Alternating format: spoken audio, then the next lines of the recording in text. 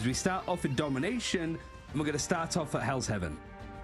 Well, someone's attempted to be a crowd pleaser, as we're seeing Zero Tenacity hovering the new Thor fairly consistently, but I doubt we will see that jumping on in. You talked yesterday about the just rise of Emma Frost, but both these teams going to be prioritizing the Magneto as their first ban, and Zero Tenacity going to be getting Smashnez that Human Torch immediately. But this leaves priorities on stuff like Loki, this leaves priorities on the Emma Frost to really mix this up, and we see Rad, they have learned from watching Zero Tenacity in the group stage. They'll take out the Wolverine, preventing any of that, we only saw it briefly, but that single Vanguard triple duelist composition that Zero Tenacity brought out early. I mean, the problem with Zero Tenacity, if you're playing up against them, is just how flexible they are. They've managed to get the one-sided, a non-mirrored Human Torch, which has been such a prevalent side of it. Smashnez has been smashing on this character, to be brutally honest. They've also been able to take out the Loki. No strategist bans as of yet from Rad, and it seems to be the main focus, I suppose, going into the second phase of this Protect ban stage. But you've got a one-sided Wolverine on the other side, so Smashnez needs to be ducking and diving because he's going to have a mad Canadian flying at him, no doubt, a couple of times this game. Looking at the Psylocke ban, if they're not going to have a Loki of their own, there's a chance that they could try and secure the Loki for themselves, but Psylocke is a great way to just try and very quickly take out those regeneration domain lamps, so it's a pretty good takeaway here from Zero Tenacity if they were planning on bringing out the God of Mischief. But no, they're going to protect the Emma Frost, more prioritized on making sure that they have some kind of front line. So now Rad, they're open to banning out the Loki, they're open to banning out the Adam Warlock, as that is something that Knudsen has been bringing out consistently, and they're open to banning out the Captain America, preventing Lugia from getting a little bit crazy on those backline dives. Zero Tenacity having access to not only Loki, but Luna as well for both sides. So I guess the good thing about being able to have Loki yourself is you don't have to dedicate with the Luna. Granted, she's amazing with the likes of Human Torch, right? Because you can just go for the Idol Aura.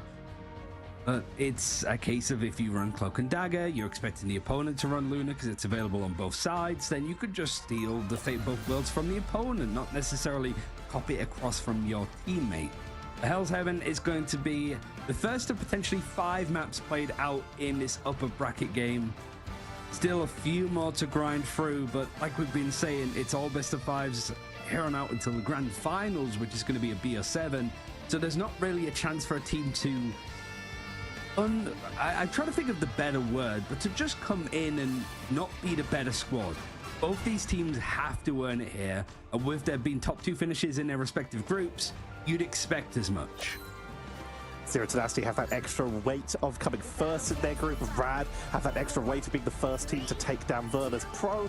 This is the pressure cooker right now. Both these teams have all of the expectations in the world, as Melio, an extremely fast rollout, going to be trying to set up a culling turret to try and punish people on the approach due to the fact that they did get this one-sided Punisher.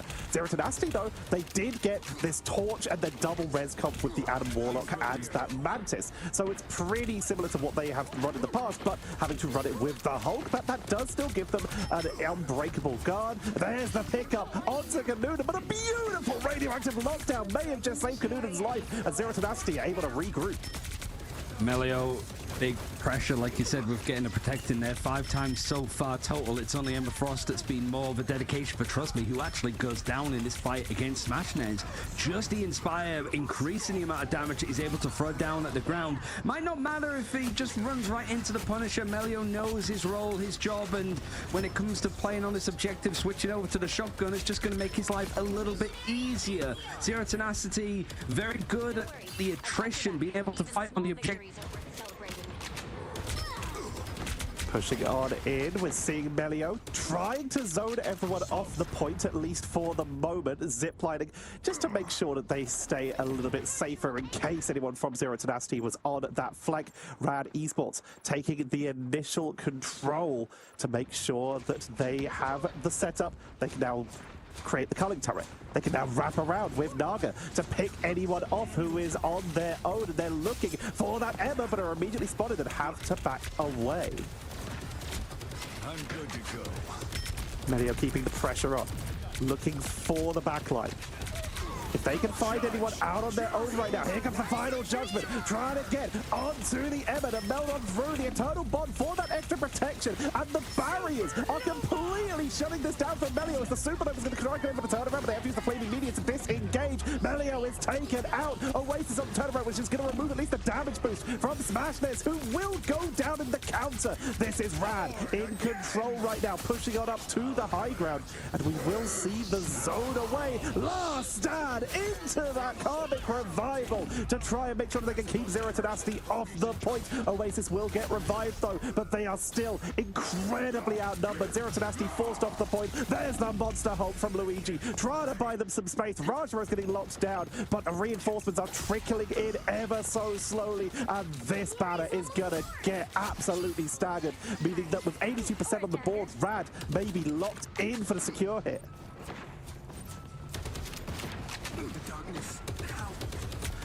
Melio is looking, making sure that they can pick someone up early if they can with this shotgun. They saw the rotation into this high ground, so they're trying to wrap around behind the eternal bond for the setup onto the point. Overtime ticking down. Canuta, no Karmic Revival. All they have is that Psionic Seduction to try and create any kind of zoning potential. Indestructible guard for that extra defense. Zero Tenacity trying to hold the point, but they just can't touch it. They are zoned away, and that is going to be round number 1 of map number 1, picked up by Rad. Getting ready for Frozen Airfield as our next setup. An update for the audience, we are having a little bit of an issue connecting to my co-caster, which is why you are only hearing me at the moment. They'll be joining us as soon as they are able.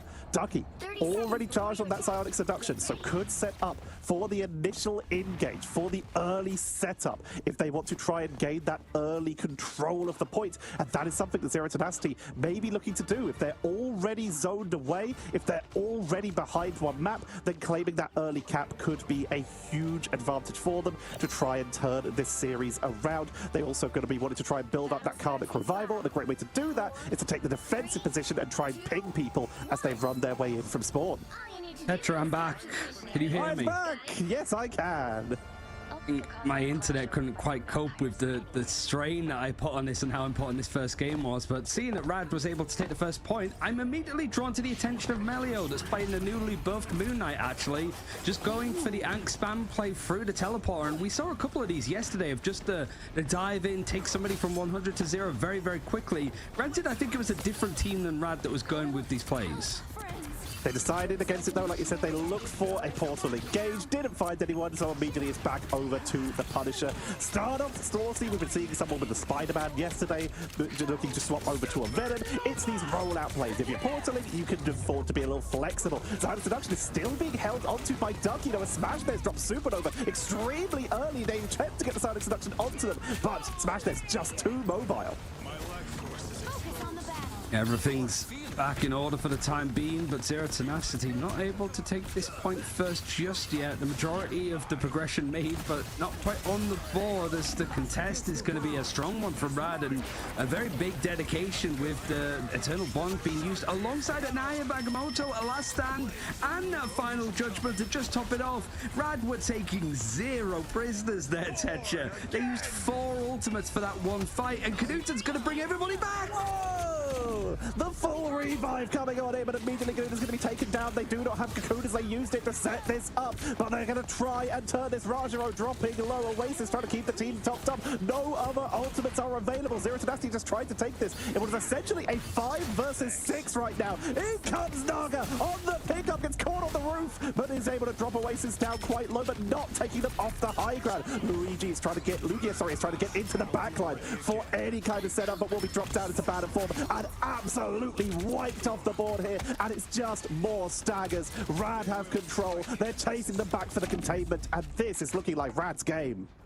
It was a hell of a play from Canuten to bring everybody back with a Karmic Revival, but the matter of fact is that Rad were able to take the objective and Zero Tenacity weren't able to actually take it back, so it ends up just stalling more time for Rad, makes it a long fight, and when Rad used 4 ultimates, they managed to earn back 2, almost 3 from what they just used previous. So Zero Tenacity have to be really careful here with how they take these next couple fights. 55% on the board for Rad already.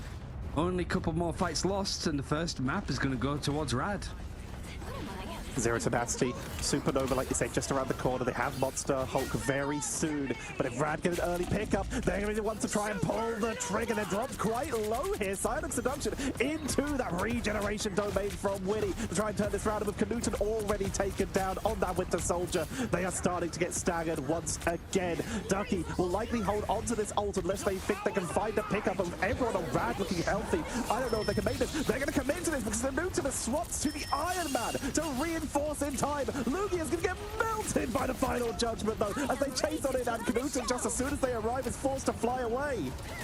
Somebody has to go strange, surely. Somebody needs to, I think it was Smashnez that's going to try and attempt it, and there's enough bodies on the point for Zero Tenacity to keep things going for the time being. But you have got the Fate of both worlds used there, and then you've also got the Sound of Seduction. It's not going to catch all too much. You can portal in, but if Melio's holding that close with the shotgun, you're going to have a horrible time. It's him just absolutely churning through them. Close quarters battles for Rad is going to leave it all in blue. A nice 2-0, and Zero Tenacity losing out on getting the Wolverine and the Punisher. Yeah, Naga just takes a big swig of his drink. Easy, now on to the next one. That was fast, making up for the time from that low 9 game where we went to overtime in almost every round. But that was Rad just taking control there, utilizing some fantastic force physics to actually zone out on that final portal. Melio completely untouched. You gave Melio the Punisher with an invisible woman and a cloak and dagger here. So they have damage boost when they need it, Guardian Barrier to keep them protected, and Naga is just making sure that everyone is isolated. We saw some fantastic revives from Knuten. They really tried everything to set this up, but it felt different. They just weren't able to get positioning as they were always getting pressured, and they were sometimes getting depositioned thanks to Naga. Yeah, Rad felt very prepared in this one, and you got to say that this is a team that have been very ahead of the curve, I suppose, with what the meta has been. Rematches are a problem for them when they went up against Virtus Pro. It felt that they weren't really sure what Virtus Pro was going to change going into that series. But here is a first-time fight for Team Rad versus Z10. Really did feel that Rad were leading the line. They knew exactly what Zero Tenacity have been keen on doing with stuff like the Triple Strategist, with the Adam Warlock. And if you take out the Wolverine and the Punisher, you're only leaving them with a few options realistically when it comes to your duelist. So it almost felt the Rad set that up to perfection. And Melio's been so strong on this Punisher throughout all of the qualifiers, throughout all of the games they have played in MRC, even throughout all of those games in MRI. The Punisher, they have been an extremely strong player, and just getting to play it so consistently, and when your team plays so well around it, it's why we see some teams that lean very heavily on the Punisher, because they just know how to cover it, how to protect it, Ryan. Yeah, it's such a prevalent thing. Like I mentioned, the two main protects for Rad so far have been Emma Frost, which there's a lot of teams that are very much keen on doing that, but also the Punisher for Melio, and that's really started to come into form recently as well. I guess it's a big question now of Z10, like now that they've had a look of exactly what Rad want to try and do in this draft, how are they going to adjust? But to see what their reaction is going to be for map 2, you're going to have to wait a short while. So we'll be back soon for the rest of this series of Rad versus Z10.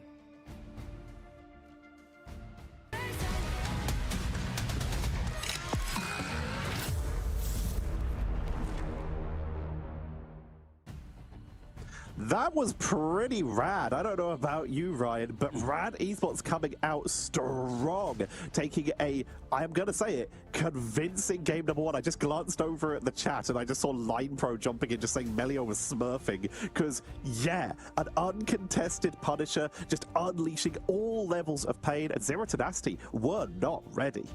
That's something that I think data-wise I'm keeping an eye on. I think it's early days yet, but to see just how impactful it is to have a non-mirror character because you've banned them out and you've protected them at the same time, how much a certain character can give you a high win rate. We focused a lot on the Loki, for example, and that was something that was available for the majority of that draft, and even like Luna Snow, not touched at all. And in fact, in that first engagement, I don't know if it came through because I disconnected, but both teams going for that fight, neither of which having Luna Snow when it's available on the board, which is bizarre, right? That you have access to it and you're not going for it, which shows just how much the mind games are at play and how they want to use the likes of Invisible Woman for the force physics and also the shield.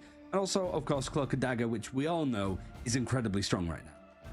The Cloak and Dagger has been a huge jump, but you mentioned it. The Lunar Snow was banned out as one of the most banned characters in every region coming into these playoffs, and then everything's just sort of started to adjust, where we're starting to see the rise in Asia, for example, of the Mantis. The Cloak and Dagger is creeping up in EMEA. This is just the evolution to the point where Loki and Lunar Snow are back, when they were basically the second and third bands behind either Magneto or Emma every single time. And speaking of either Magneto or Emma, well, this looks familiar. There's a little bit. Araco, the most common map that C10 have picked up. The only other option is Krakoa, and because we've just had domination, we can't go there. So Araco, 1 win, 2 losses. So it's not been the best in form, but they have taken the likes of some of the strongest teams in the regions over here. The first time that they played up against Berber Patapim, they lost it. And the second time that they played up against Berber Patapim, they lost it as well, when that reverse sweep was potentially on the cards. But the draft looking the same, at least to begin with, for Rad, with just going for the Magneto. The Zero Tenacity changing things up to not allow the Emma Frost, so the Vanguard line is going to be a little different to begin with. That Punisher also taken away, like you said, just trying to take that off of Melio, and we will see the Loki getting banned out. Without that Punisher to just try and mow through those regeneration domain lamps, they don't really want to deal with it, and it looks like the Punisher will not be mirrored at all, taken out on both sides. Zero Tenacity very much considering what their ban is going to be, in Rad looking to swap away from that Punisher. We're going to see the mirrored Loki bans, and the Punisher does sneak through. It will be Psylocke taken away by Rad. Torch protected for Zero Tenacity. I mean, Smashers, that's big. Really couldn't get all that much done, it felt like, on that map. Just the damage wasn't enough when you've got a Wolverine and a Punisher trying to hunt you down. The Wolverine might be banned out here and then protected from Rad to give them an option, and I think especially on this map of Araco, the amount of places that you can grab somebody and just pull them into a deep dark corridor where they can't get any peel or support or just flat out help is pretty good. The Smashness needs to be very careful with where he's flying in the sky and whether Lugi is going to continue on with that Hulk, because that fastball play, terrifying if you're in the sky. The non-mirrored Torch is seemingly going to be the play for Zero Tenacity, so one's going to be up on the ground, one's going to be lurking below. I love what you said about this map having so many like tunnels and alleyways. The living computer used to be the living island of Araco, but since Ultron taking it over, turning it into the I have no mouth but I'm a scream-esque facility that they have managed to create here. But it just has so many tunnels and teleporters and hallways that flankers like the Psylocke, which is why we saw it bad down, and that Wolverine now coming over one-sided, get huge value because they can always find a way to wrap around and create any kind of setups. But those flyers, while this map is mostly indoors, the ceilings are quite high, and you can get some big turnarounds to just isolate counter flyers with Wolverine. But with everyone grouped up in these tight-knit corridors, that Human Torch gets insane value. C10 not going to have access to the Psylocke either. Rad will, so it's only going to suit them a little bit more. Granted, I don't know who's going to be really going for it. Like Melio not having a Punisher might, but I imagine that he's probably just going to play over to some other hit scan. We can see that Knudsen is still dedicating over to the Adam Warlock. An Invisible Woman's going to be paired up, and a Mantis, I think, for Oasis. So the usual showing up, but getting Ducky back onto that Emma Frost might be enough to shut this down, as Rad are going to be attacking first. Smashness up on the high ground, but looking on the flank just in case. There's an Amon getting focused down. Aquatic Blessing will allow them to be healed up, as Rad have gone in for, well, a composition we saw a little bit earlier. They're leading on the Hulk with Wolverine for a little bit of extra setup here. Melio on the Wolverine this time instead of Naga, as Naga is their Namorna player. This does mean that they have auto-targeting with those Monstros, forcing Smashness to take some slightly safer positioning, but there is also that Captain America going to be pressuring it in the backline, trying to get onto that Namor. It's not mattering so much as both these teams just sustaining through the fight. Finally, Melio is dropping low, but they still get to pick up onto Knudsen early. This time that we've seen Trust Me play over on the Hulk so far in Ignite. The only other Vanguard that this team hasn't played is unfortunately Thor. We'll see whether the buffs are going to make too much of a difference there, but it's hard to know. For Rad, however, really more of a brawl than anything. Rajaro trying to contest the high ground to see if he can gain a bit more support and push back the Zero Tenacity team that are dealing with the pressure nicely. You've got the prison on the ground from the Human Torch to just keep the damage around the objective high enough to potentially allow Lugia some space to go in and harass. The problem, however, is he doesn't have anybody diving in with him necessarily other than Smash that's just up in the sky. The jump scare coming in, trying to get the shield onto that Human Torch. Smashness will be able to disengage. Here comes that Soul Rejuvenation from Oasis to set up for the Supernova. Horde of Proteus takes out Oasis through their ult though, and that might open this up for Rad to keep the push on going with all that sustain taken out. They get Winnie as well. They just burst through both of the big stranded ultimates. They even take out Canuta, meaning there's going to be no revive as they did not have Cocoon. Trust me, will get slumbered as Oasis was able to return, but this is Rad with the momentum right now, pushing on through, finding isolated members, and they are heading towards that point number one in quick fashion. No one's even on the point, they're just brawling while the tree moves alone. Oh, Canuta does have a Kamet revival, and they're not even going to contest this. No, they're not. So it's pretty much for free for Rad. There was maybe a chance if Zero Tenacity could throw some bodies on the board, a Kamet revival might help them stem the flow a little bit more, but they can. That Rajaro pick over onto Oasis is just going to keep that gravy train going. Things are looking great for Rad on this attacking side, and we're seeing Zero Tenacity look completely uncomposed. They're just losing players one at a time. Absolute free fall for this team. They need to get some presence here, because if they can't stop this payload before it gets up this slope, it can be incredibly difficult to match that on their attacking side. Smashness sieging from above. The Hulk trying to charge in and tackle them out the air. Wolverine flying past. Smashness, normally playing the just having to dodge hit scan characters, is in a physical body bullet hell right now to try and not get caught out of the air. Canuta has moved onto the Ultra. Nice force physics to prevent Melio from pushing on in. Eternal Bond comes on out, and Smashness was taken down. Those monstros auto-targeting, able to track them as they try to dash away. Melio gets another pick up, and Rad are just continuing to move on forward one by one. Here comes Wolverine once again, finds Winnie, last stand, and at the edge, taking the Invisible Woman with them. Melio just not giving them any room to breathe. It's not been contested. Oh, people just getting on the end there for Zero Tenacity. It has to be Lugia, who does have an Eye of Agamotto, but he needs the space in the window. Supernova going to be used. A Canuta going over towards the Ultron. Still triple strategist, but a bit more damage and a little bit more agency over this game, because there's so much damage coming in through Rad as the World Breaker Hulk is CC to eternity. He doesn't even get to play the game. Trust me, just delete it from the server, at least for the next 10 seconds. Means that Zero Tenacity finally get a grip on things, Tetra. They can breathe, they can take a break, they track down Melio. Naga is gone as well. Rajra was taken out right at the beginning of the fight, so it's already respawning, and they're just going to regroup. Naga moving off of the Namor. It's actually been doing quite well for them, but seeing that Ultron in the air as well, they know that Ultron can just track the squid super easily and take them down, so it's easier to go for a duel. And the Star-Lord is someone who can dual flyers incredibly well. Invincibility frames, hypermobile, the ability to meet flyers where they are with his short distance worth of flying, can try and take 1v1s versus almost any other flyer in the game. Sometimes Torch can get an advantage with that shotgun-like blast. There's the pickup onto the Ultron, trying to get the final hit, but they just can't do it. Canuta able to back away. Trust me, picking up the thing. Rajaro's also played a little bit in the past. Mad Scientist Vanguard, as we spoke to him yesterday. Trust me, halfway to building up that clobbering time, and Naga having a bit more freedom to switch over, not relying on that team up with Hulk and Namor anymore. And this adjustment from Zero Tenacity has been an effective one. Smashness is another Supernova. He is absolutely churning through them, but the rest of the team goes down. It doesn't matter if he's able to contest in the sky. If on the ground you've got Melio just charging through people. You've got the fate of both worlds to just keep Rad on this point. Clobbering time if they need to clear anybody else up. But they just take out Smashness. And the second point reaching towards the finale with just over 2 minutes left.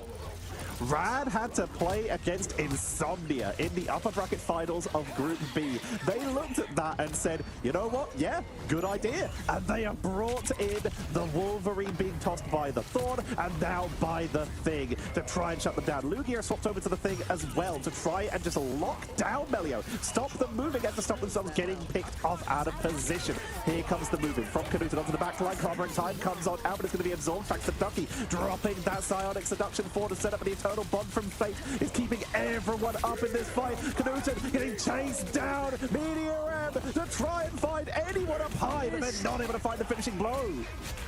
That was a hard target to hit, and he completely missed it. Just a little bit of damage, but when you've got a Fate of both votes going on from Oasis, you're going to be pretty comfortable. We've got mirrored things now on the map. It's been a while since we've seen this.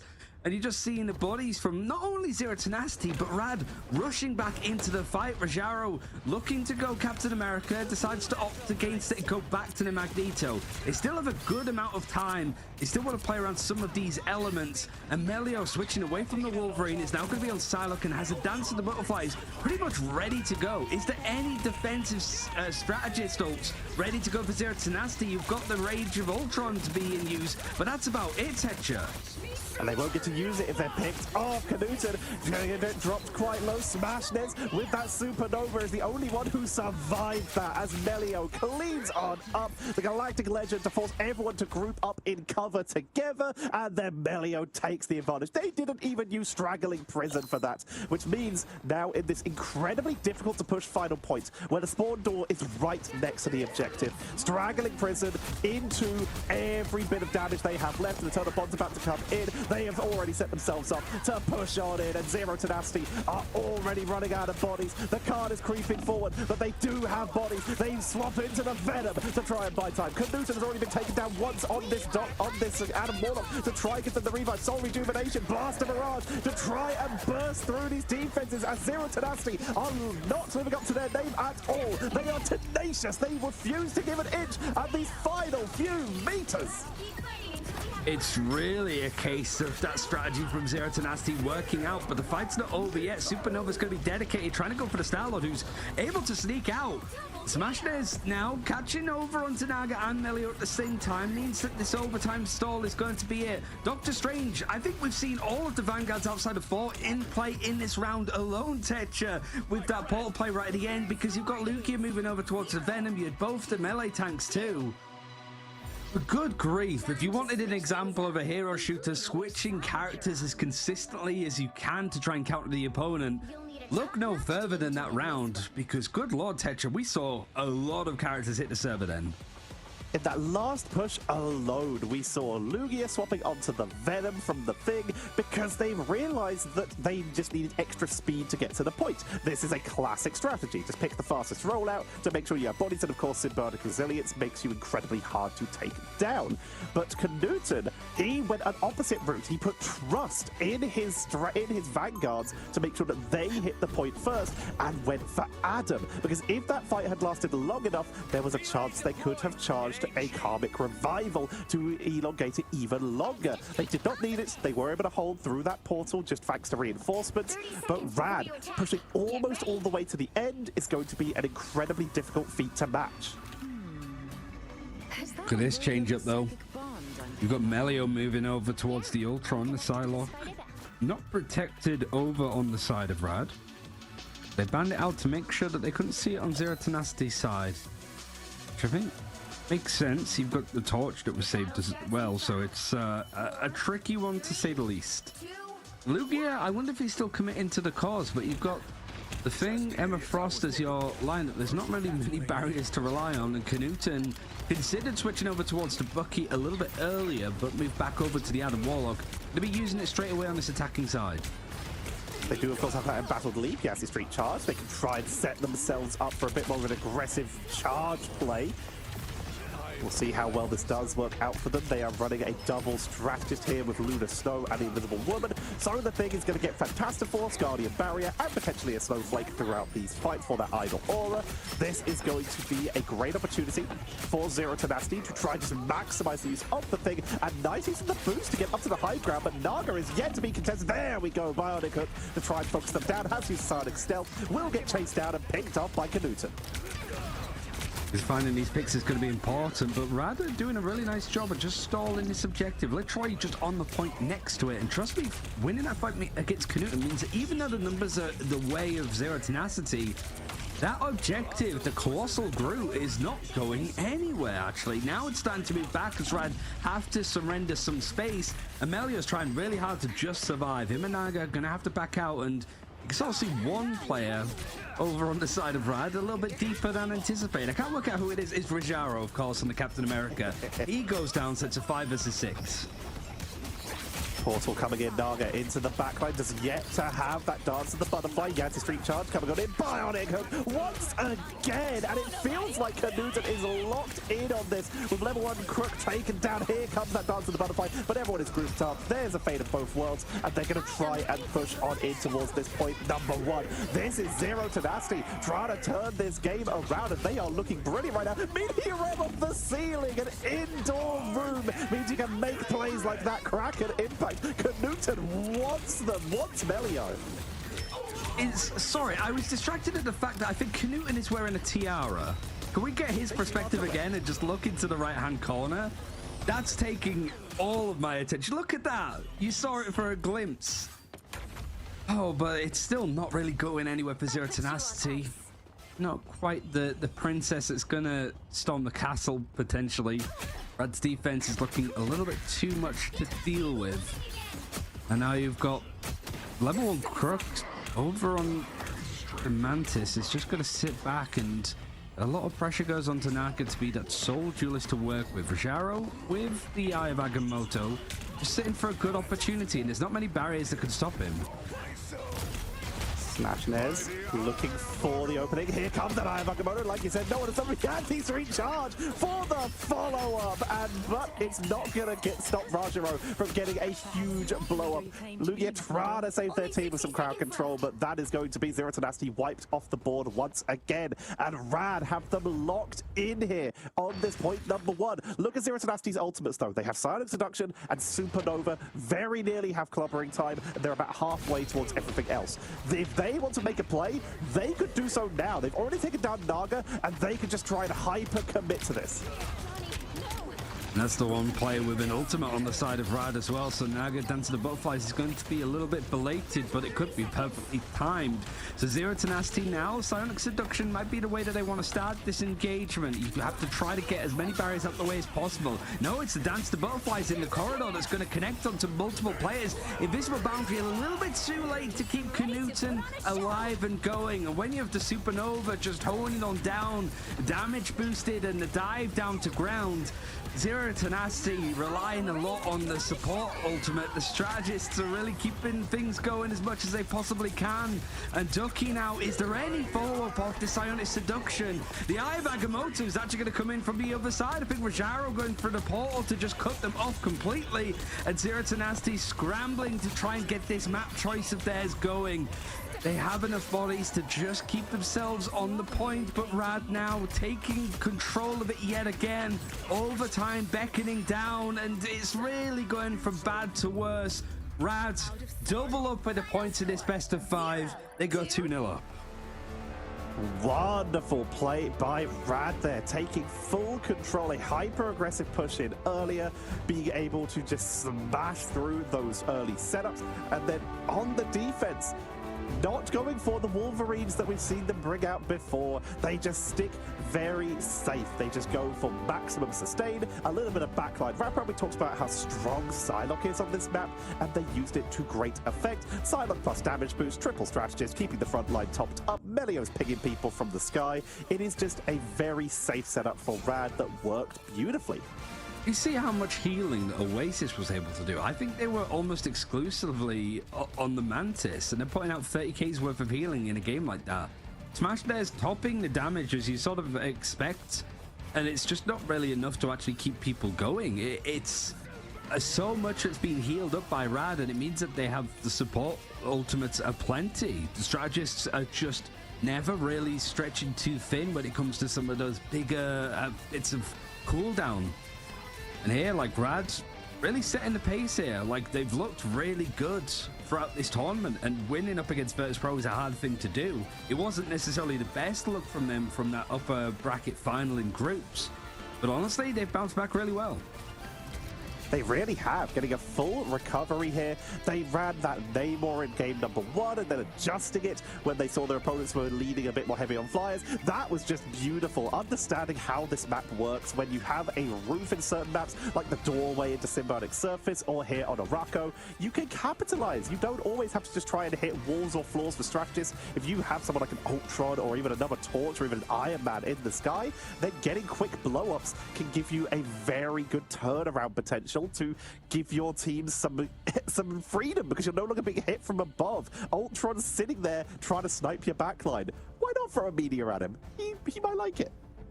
Yeah, it's tough though for Zero Tenacity now. They're pretty much forced to a convoy map, which is, I don't think we've ever seen Z10. No, they've not picked one at all. They've not lost on it ever. They've played Djali in Central Park and looked good in those elements, but never felt in a position to be forced here realistically. So now they don't want to get zero freed by Rad here. This is a chance for them as the top seed of Group A to show that they should contend with the top dogs, and losing out to the second seed of Group B makes it feel a little bit more lopsided, I suppose, with how the strong teams are in all one group, perhaps. So where are you looking potentially for this? Like you said, Convergence is what they're going to have to pick now, as they've just run Convoy and Domination. We have Symbiotic Surface, Central Park, Hall of Jalia. What kind of jumps out to you before we head into our break?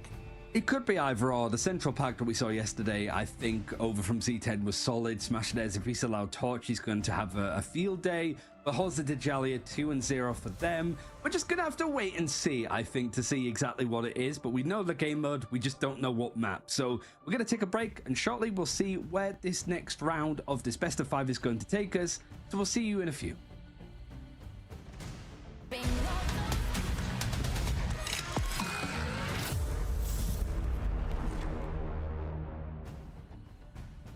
Z10 down 0-2 currently, and it's a bit of a problem for them realistically, because now they are forced to play on Convoy. Undefeated on it, sure, but we haven't seen the likes of Symbiotic Service, for example. They might want to throw in a curveball there to take us somewhere different. I think the main thing, Tetch, from looking into it a bit more, is the Djalia might not be the most apt place to go, because that is one of the popular maps that Rad like to try and take a map choice if things don't go their way. So they have a couple of options, but I feel that they're sort of pushed a certain way or two. Brad, like you say, definitely love a Hall of Djalia. We have the Convergence of the Central Park is the other option there. You mentioned the Symbiotic Surface, where Insomnia did get close to taking a map off of Rad with their usual antics, we'll call them. But running into potentially the Central Park is the one where these teams have shown the least. So you might have a bit of an easier matchup, although I would expect if that does happen, we're probably going to start seeing some bans on the Human Torch, a little bit higher priority compared to last round. I would say so, yeah. I think at this point, I think it says a lot that we're seeing Smashers get that free priority over on the Human Torch, and it hasn't seemed to matter, honestly. We even saw the likes of Berber Patspin first banning out Torch to stop Smashers being able to play it, but as we kept seeing, Z10 are adaptable and versatile enough that they can switch in and around the choices that they have and go from there. But it does feel that Riot have found a sort of secret, it feels, of just being able to sort of take out stuff like the Punisher, try to find one duelist that they can have on their side that the opponents can't have. And there, even with the Vanguard switching around, one team having Magneto, one team having Emma Frost, it didn't quite make much of a difference in the end for Z10, and they weren't able to do that much on their choice of Araco.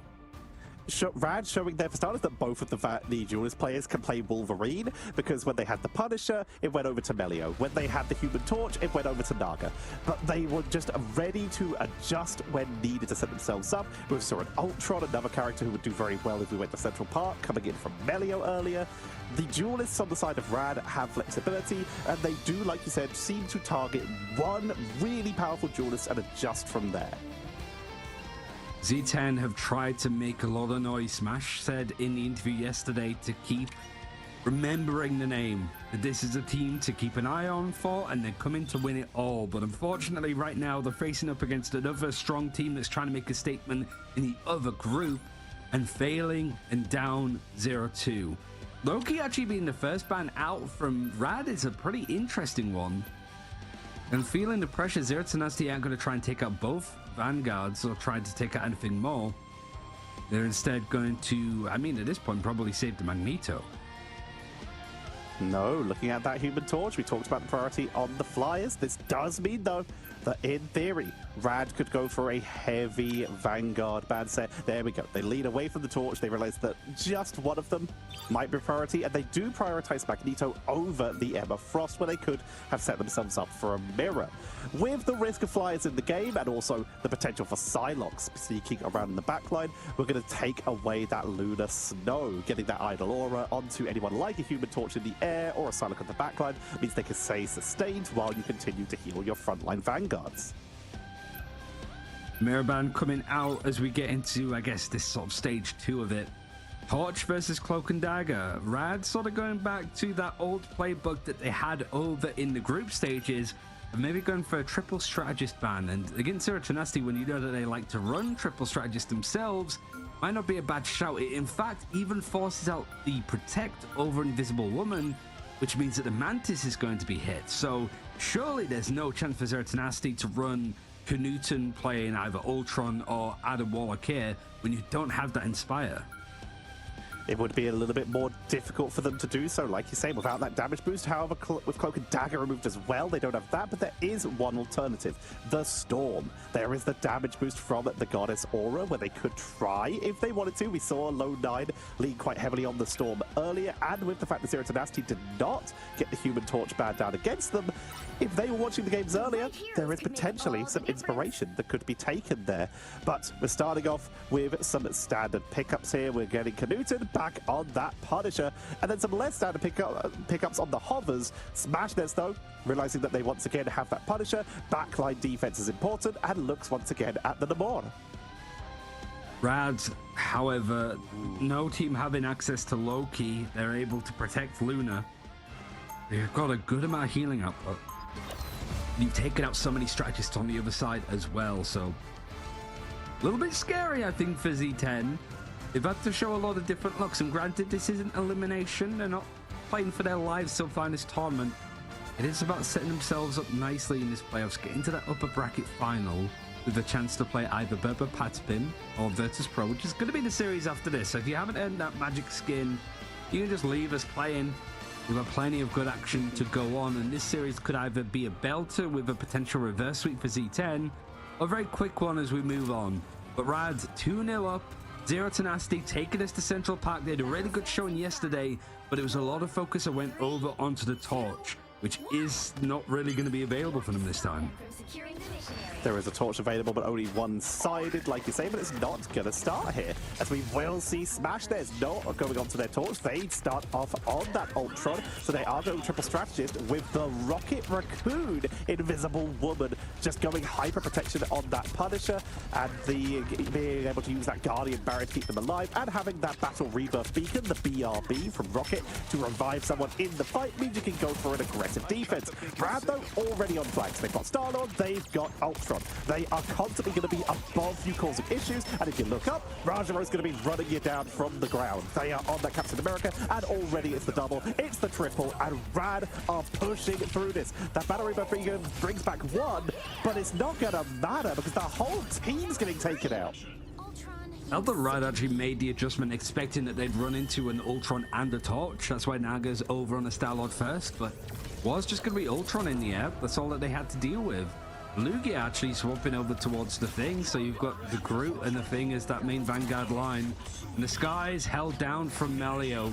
Not going to have too much of a contest in the air. It's going to be Smash Nets, and this triple strategist that's attempted for Zero Tenacity, because they lost out on the Luna, the Cloak, and the Mantis, it just doesn't have enough about it. It's just missing a little bit of that beef to keep people alive and going in these engagements, and that's why the right-hand screen is just full of the red names of Rad as they're snowballing this second point. Melio using dynamic flight to dash behind the opponents for that range of Ultrons so he could shoot through them into his team, giving them healing and damaging everyone else. So far, this is a huge snowball. Rad are already heading towards point number 2, and Zero Tenacity have barely even built up their first set of ult charges. We already have Knut on 86%. Ducky is able to be charged up. Lugia is going to try and launch Smash Nest to try and at least catch someone from Rad. I mean, we started about 6 p.m. BST. Hold that thought, actually, because that is a great Strangling Prison, and the barrage is going to be enough to try to cut some more space for Naga. Neglected Legend maybe going to be the extra cherry on top. It has forced out quite a lot, and the Final Judgment going to try to drone him out in the sky. You got the Arm Amplifier as well, but that extra damage boost is what we were looking for Zero Tenacity. And everything being used from Zero Tenacity to just keep themselves in this one, frankly. But yeah, we started about 6 p.m. British time, and it's been less than an hour. I think this best of 5 could be over in. Here comes the invisible boundary for an attempt to delay. Rajaro, though, just going to drop the freedom charge, run around the point. Does get hit by that Wolverine, forced to dash away at least a little bit, but is getting that constant bonus health tick and giving it to any allies who they run through. That will expire, and it looks like finally Rad are going to start to get cleaned up. Fate has swapped over to the Adam Warlocks. They know that it's probably time for a regroup, and now they have more time with still 3.5 minutes to go to build up ultimates like that Karmic Revival, and with their still being now that Wolverine on the board, there is a very high chance of getting taken out, and Adam Warlock, Cosmic Cluster into the incredibly large hitbox of the Thing is just delicious. Let's rock this. Got the Rage of Ultron, that's about it. That's going to come out instantly, actually, from Melio.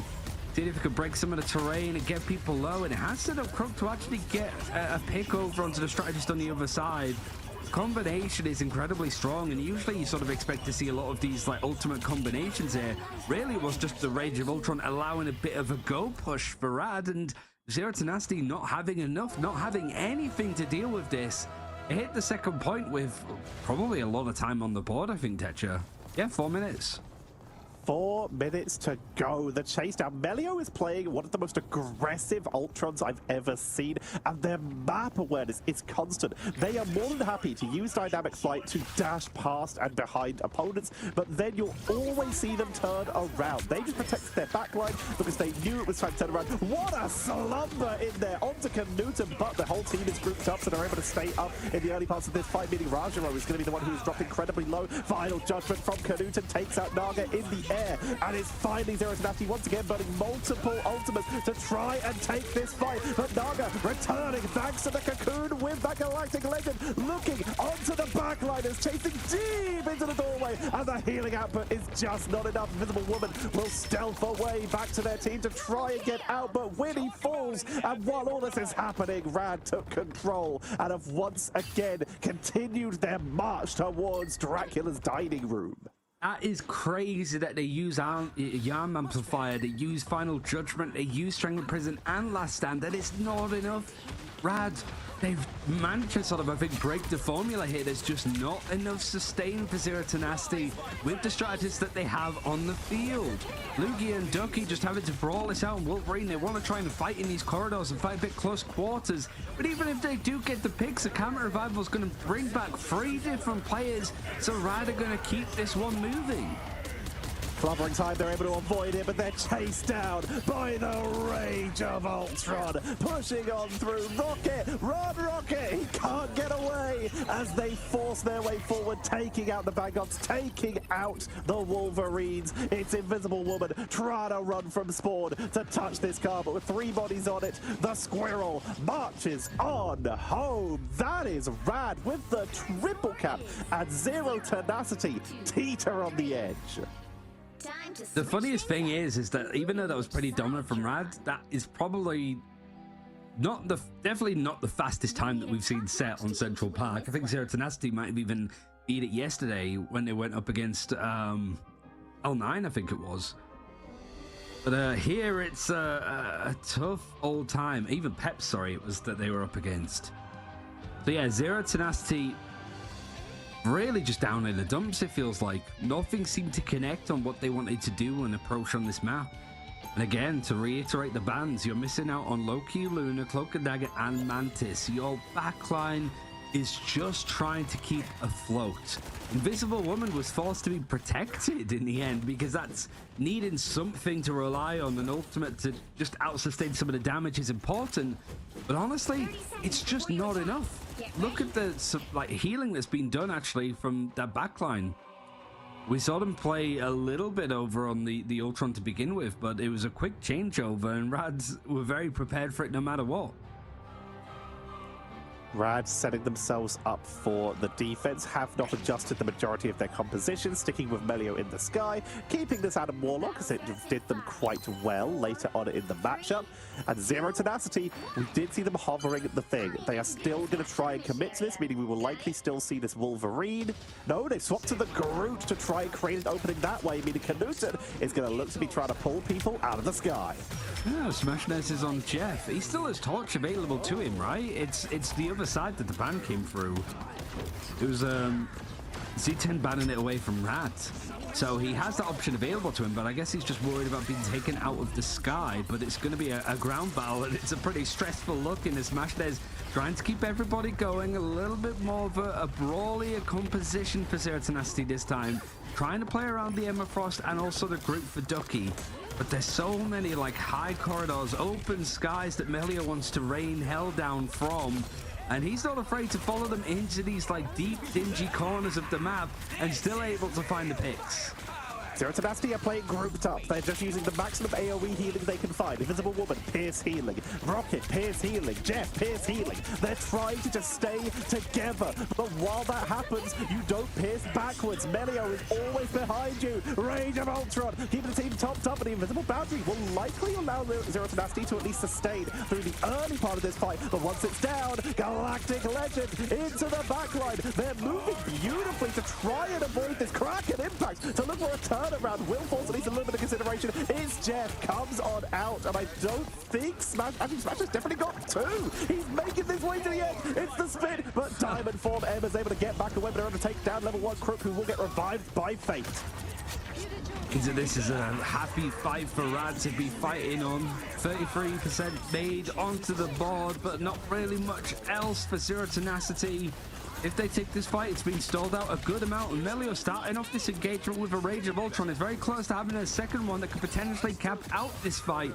Z10 have to give up this space, whilst the other Psionic Seduction, Lugia's main focus is going to be to get out, but he can't get there. The reset is required, and the spawn doors are being held by Rad, and potentially the series could be held by the spawn doors too. They need to wait for Lugia. They need to get out of spawn again. But like you say, Rad are already pushing so far up. They have the option to swap to Strange if someone goes down. Rage of Ultron into the doorway. Here comes the Psionic Seduction. But Melio is crowd control immune while in this form. So just needs to get out of there for when it expires. But doesn't even need to. Quick chase down onto Lugia. And that Captain America in the backline, making it so the healers just can't seem to get onto Lugia in that front line. This is just zoning potential. How long until Zero Tenacity just try and swap to Strange and try and portal in, because they are running low on time. Galactic Legend might be a little bit of a sight for sore eyes.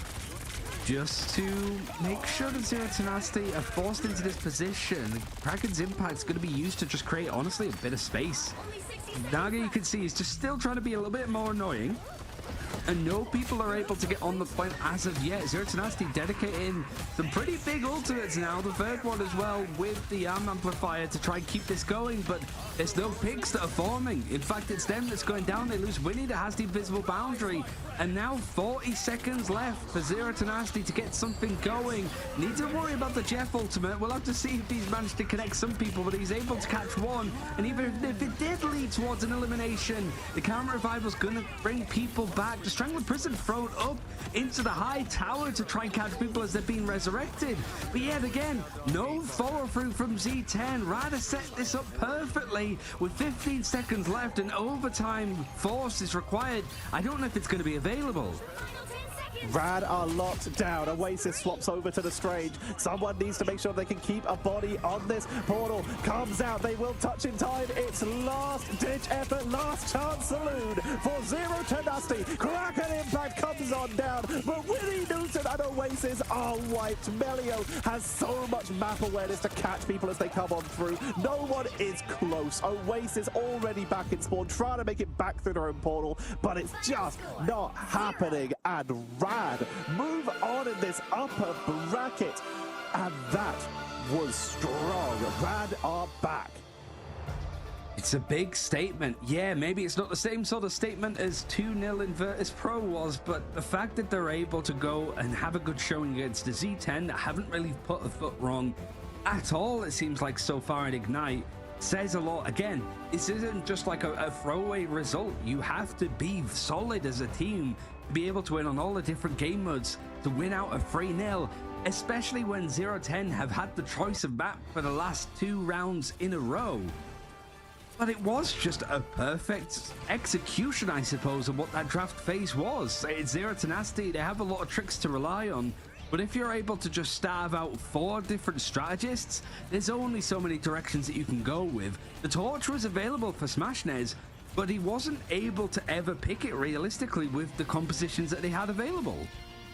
And you talk about the just attempted strangle of the strategies, whereas Rad, they just went for as many as they possibly could. They had the triple strategist set up, of course, with the Adam Warlock in that defensive round, so they could bring back that Mantis, bring back Naga when they got taken down on that Starlord, so they had the triple res. Then, of course, they had the Ultron as even more sustained and some extra burst damage, and Raja are essentially having a strategist ultimate of their own with that Freedom Charge giving bonus health. They always had something to defend against Zero Tenacity when they went in, and against the big moves like the Straggling Prison, they always had enough extra protection thanks to Rajaro to tank on through it. Zero Tenacity just weren't able to bring it, which is why they swapped to Jeff, which I did enjoy. If you can't burst through your opponent's defenses, then you might as well just try and take him off the map. It's a solid idea. They just weren't able to get the execution on it because Melio was locked onto that shark like Jaws.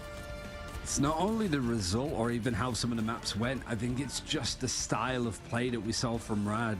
Like that first round of Arako where we see all of the Vanguards in play, minus Thor from both sides, really shows how deep these player pools are. We spoke to Trust Me yesterday. They were sort of saying that there's so many options for teams to work with, and they're the ones that are putting in the time to try and find the most when it comes to the little combinations and stuff. Like, granted, we didn't see the Spider-Man play on Dajalia, but we're going to have to maybe save that for that upper bracket final, as that's exactly where Rad have managed to find themselves. And they'll be facing against either a rematch versus Virtus Pro or against Patapim, a team where they've not got a lot of history against. All these teams have obviously played each other a lot in different tournaments, but in terms of grand finals, there's usually at least one team there, and that's Virtus Pro. So when you start to look at these result statistics, you have to dive a little deeper to try and actually find how often these teams have matched up. But Rad, they're going to be looking for this redemption run, and like I said, as a wrestling fan, they're going to be hoping for that rubber match. Oh, for sure. I mean, it's one likely, I'd say, but we'll have to see Pepper Patrim if anything to say about that.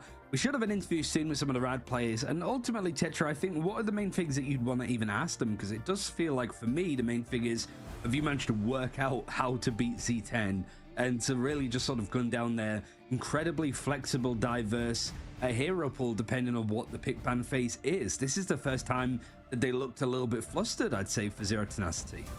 I'm going to be asking them about the draft. Like we said earlier, that they seem to prioritize some of these big duelists, but in that last game, they actually kind of didn't. They completely pivoted. They, of course, had Star-Lord available, but that seemed to be more of a byproduct of the fact that they still had this triple res composition available. So I'm going to be asking them, like, how they are prioritizing when it comes to these high-value duelists like the Punisher, like the Human Torch, versus when it's time to swap over to this maximum sustained style. And we were sort of talking about him a little bit earlier. The mad scientist Vanguard is going to join us for the second day in a row, as we're going to have an interview with Trust Me coming in. I think the first thing that I'd want to say to you, Trust Me, I don't know if you realized how many like different Vanguards did you play on that first point of Araco? Because we saw you on Hulk, Thing, Venom, I think, at a point. You seemed to do the whole like gun game, I suppose, of playing all of them in that one round alone. Yeah, I mean, we kind of swapped around a lot. You had to, right? Because the matchup lead into it. I was a bit surprised by the EMEA ban. I think the EMEA ban was really good from them, because it kind of lead into us like losing our strategy and our idea around it. So it was really hard to defeat that EMEA, right? Because Magneto on point loses the resource trait, so he takes more damage than he does, and that's really bad for us in general. Because then you need to make value out of him, and you can't really. So the idea was the wolf grab with the hook, but that didn't really work when they swapped to Thing. So that was a big problem. So I want to ask something about that I was just talking to Ryan about, and that is how you guys do seem to draft. In terms of prioritizing, at least in the early game, in the first round, a bit more of a single duelist style where you prioritize one of the big characters. The Human Torch, for example, the Punisher hovered in there, the Psylocke in that Araco map. But then in the next match, in the third match, you adjusted and went very heavily on the defenses, giving yourself that triple res comp available, leading on Star-Lord with Melio just kind of chasing people down on Ultron. Where do you feel like the balance is between trying to prioritize one of these high-value duelists compared to when it's time to just try and bunker in and defend? For me, it depends a lot on the map, right? If the right map opens up and there's a lot of open space, then Wolverine, an example, becomes way weaker because he has less opportunities to hide for a grab, right? When he has that close corner and he can be pocketed from an angle, which on an open map that cannot be possible because the supports are always going to be exposed when the Wolverine plays close range. So you kind of isolate that problem by not having to ban the Wolf then, right? Because you can play a dive comp because the map is so open. So we always ban around what we feel like is good on a certain map, and we always are super individual with the bans. I spent 3 hours yesterday watching America, the bans that they have there. There was a lot of upsets in the American tournament, so that was very enlightening to what is very good to ban, what is usually good, what people play.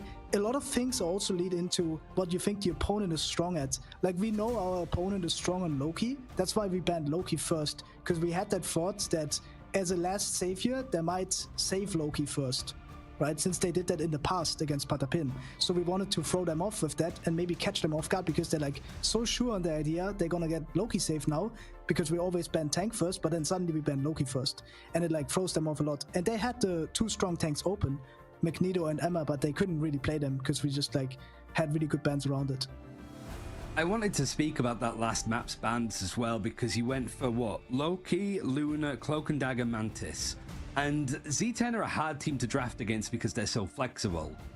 Was that the formula almost? Because it felt that they were trying to play triple strategies, but they just didn't have enough sustain, right? Like, they were lacking so many of those big ultimates to keep people alive. And whilst they protected the Invisible Woman, you were still just mowing through them, right? They had to go Rocket, Raccoon, and Jeff in some instances. That's how much you starved them away from playing strategists. Was that always the goal against C10? Because like I said, they're a very flexible team.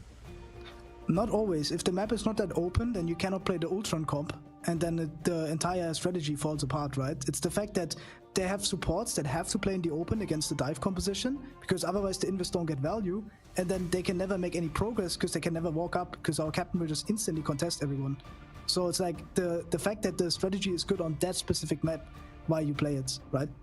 So that is one thing. I also have to say, yesterday, right, I came here with the most terrible microphone, because I had webcam mic. I think the microphone now is a lot better, right? Hopefully. It is, yeah. You're not on your webcam mic. I saw Melio having a good laugh at you in chat afterwards, so I wasn't too sure.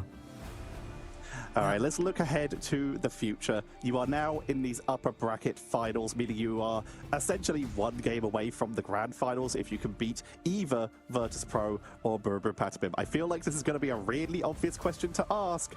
Which one would you prefer? In terms of who we think is weaker, or in Who terms would you of... like to play against? Okay, then it's probably Patapim, because I want my revenge against them from Fight Night. And I have gotten... obviously, we're down and we're fine to play either of the teams, right? For me, it's more a thing about that. It doesn't matter how many times we lost against VP. There's a saying that I always follow. Yesterday is history. Tomorrow is a mystery. but today's a gift, right? That's why it's called the present. You know, that's the saying. Amazing. I always follow along. And for me, right, yesterday I think we really underperformed in the very first map, and I think we made up for it today. And I think we really showed that we earned our spot as a good team, because yesterday the energy level during the first map was also low. I felt like we were not giving 100%. I asked some of the team if they did give 100%. Some of them said yes. But for the amount of effort we spent, we cannot give 100%. We need to give 200, right? 100% is not enough for the amount of effort we spend on each other. If we want to respect each other, everyone needs to give all of what they have. It's not enough if we don't give 200% for the amount of work we put in. I want somebody to take that clip and put motivational music behind it, and you can play that like if we see you guys going the distance, because that was a hell of a showing today, trust me. Thank you very much for joining us, and you get to sit back and see who your opponent in the upper bracket final is going to be a little bit later. So thank you again for joining us, man. It was an absolute pleasure. Yeah, thank you very much. It was a great game.